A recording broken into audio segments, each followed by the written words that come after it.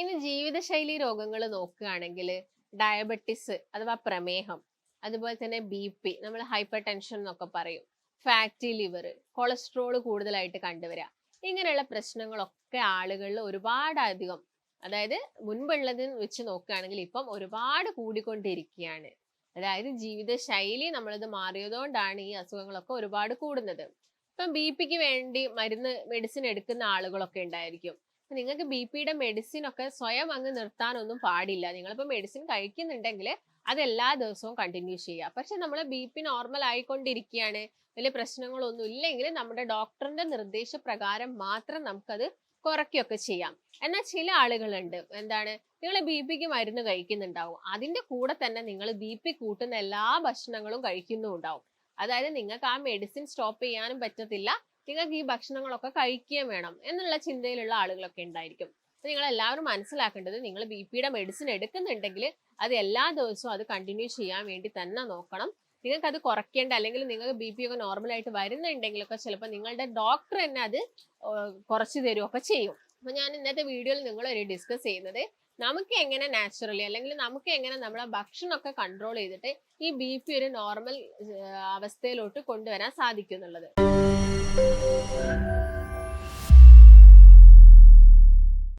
കാരണം നമുക്കറിയാം പിക്ക് ഇപ്പൊ നിങ്ങൾ ടാബ്ലറ്റ് കഴിക്കുന്നുണ്ടെങ്കിലും അല്ലെങ്കിൽ നിങ്ങൾക്ക് പി കൂടുതലായിട്ട് വരികയാണെങ്കിൽ ഒരുപാട് ഇതിന് കോംപ്ലിക്കേഷൻസ് ഉണ്ട്, സങ്കീർണതകൾ ഉണ്ട്.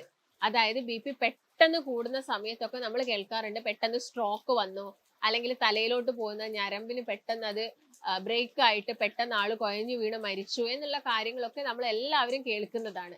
അതായത് എന്ന് പറയുന്നത് ചില്ലർ ഒരു നിസ്സാരക്കാരനല്ല. ഇപ്പൊ ഷുഗർ ഒക്കെ ആണെങ്കിൽ നിങ്ങളിപ്പോ ഷുഗറിന്റെ ഒരു ടാബ്ലറ്റ് ഒരു ദിവസം വിട്ടുപോയാലും പെട്ടെന്നൊന്നും നിങ്ങൾക്ക് ഒന്നും സംഭവിക്കത്തില്ല. അല്ലെങ്കിൽ ഷുഗർ ഒന്ന് കുറച്ചൊന്ന് നിങ്ങളൊന്ന് ഭക്ഷണത്തിൽ ചെറിയൊരു മാറ്റം വരുത്തിയാലും ഷുഗർ പെട്ടെന്ന് അവിടെ എന്താവാം കൂടിയാലും അത് പിന്നീടേ പ്രശ്നം ഉണ്ടാക്കുള്ളൂ. ആ ഒരു സമയത്ത് അത് പ്രശ്നം ഉണ്ടാക്കണമെന്നില്ല. എന്നാൽ അങ്ങനെയല്ല. ഇപ്പൊ ഉള്ള ആളുകൾ എപ്പോഴും അവരുടെ ഭക്ഷണമൊക്കെ എപ്പോഴും കൺട്രോൾഡ് ചെയ്തു പോകാൻ വേണ്ടിയിട്ട് നോക്കണം. അപ്പൊ ഞാൻ നേരത്തെ പറഞ്ഞ പോലെ തന്നെ എത്ര തരത്തിലാണ് ഉള്ളതെന്നൊക്കെ നോക്കുന്ന സമയത്ത് നമുക്ക് അതിനെ പ്രൈമറി ഹൈപ്പർ ടെൻഷൻ എന്നും അതുപോലെ തന്നെ സെക്കൻഡറി ഹൈപ്പർ ടെൻഷൻ എന്നൊക്കെ ഡിവൈഡ് ചെയ്യാൻ പറ്റും.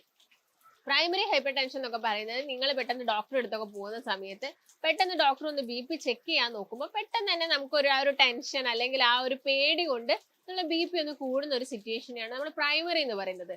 എന്നാൽ സെക്കൻഡറി എന്ന് പറയുന്നത് നമുക്ക് എന്തെങ്കിലും ഒരു അസുഖത്തിന്റെ ഭാഗമായിട്ട് വരുന്നത്. ഇപ്പൊ ഡയബറ്റീസ് ഉള്ള ആളുകളിൽ ചില ആളുകളിൽ കൂടുതലായിട്ട് കാണാറുണ്ട്. അല്ലെങ്കിൽ റീനൽ പ്രോബ്ലംസ് ഉള്ള ആളുകളിൽ, കിഡ്നിക്ക് എന്തെങ്കിലും ഒരു അസുഖമുള്ള ആളുകളിൽ പിയിൽ നല്ല വേരിയേഷൻസ്, ക്രിയാറ്റിനിൻ കൂടിയ ആളുകളിൽ പിയിൽ നമ്മൾ വേരിയേഷൻസ് കണ്ടുവരാറുണ്ട്. തൈറോയിഡിന്റെ പ്രശ്നം ഉണ്ടെങ്കിൽ കൂടുതലായിട്ട് കണ്ടുവരാറുണ്ട്. അല്ലെങ്കിൽ നിങ്ങൾക്ക് വരുന്ന എന്തെങ്കിലും ഹോർമോണൽ ഇൻബാലൻസോ അല്ലെങ്കിൽ സ്ട്രെസ്സിന്റെ ഭാഗമായിട്ടൊക്കെ കൂടുതലായിട്ട് കണ്ടുവരാറുണ്ട്.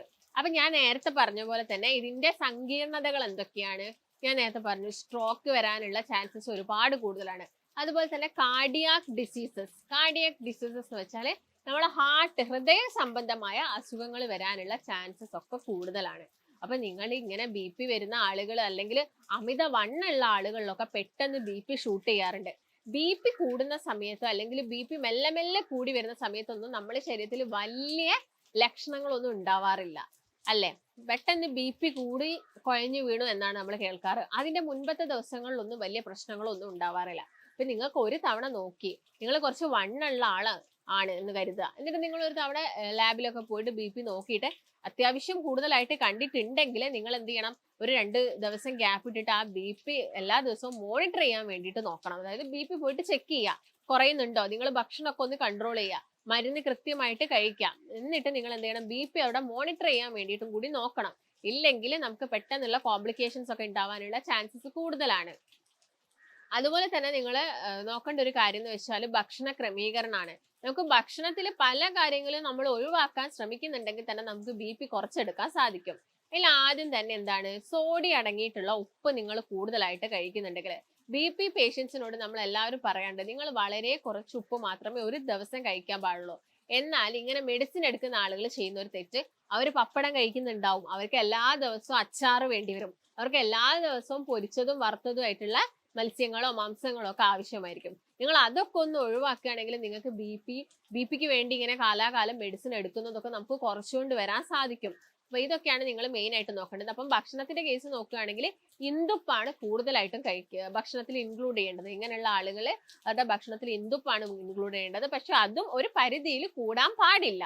പിന്നുള്ളത് എണ്ണയിൽ ഡീപ്പ് ഫ്രൈ ചെയ്യുന്ന കാര്യങ്ങളൊക്കെ കംപ്ലീറ്റ് ആയിട്ട് ഒഴിവാക്കുക. ഷാലോ ഫ്രൈ ആണെങ്കിൽ നിങ്ങൾ വളരെ ഒക്കേഷണലി ആയിട്ട് മാത്രം കഴിക്കാൻ വേണ്ടിയിട്ട് നോക്കുക. പിന്നെ ഞാൻ നേരത്തെ പറഞ്ഞ പോലെ അച്ചാറ് മാക്സിമം ഒഴിവാക്കുക.